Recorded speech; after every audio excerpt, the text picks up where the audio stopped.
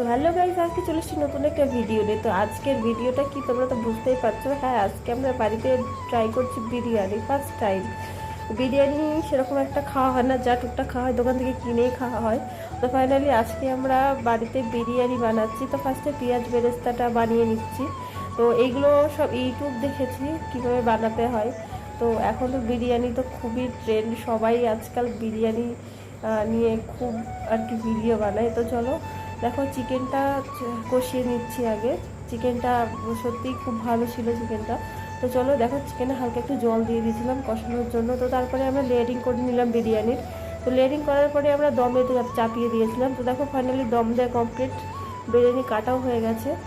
তো ফাইনালি এবার আমরা খাওয়া দাওয়ার পালা। দেখো ভাতটা সত্যি অনেক ঝুরঝুরে ছিল। আর আমরা একটু কনফিউজ ছিলাম যে বাড়ির বিরিয়ানিটা কেমন টেস্ট হবে, ফার্স্ট টাইম বানাচ্ছি। তো অনেকটাই ভালো ছিল এবং হেলদি ছিল। ভিডিওটা ভালো লাগে সাবস্ক্রাইব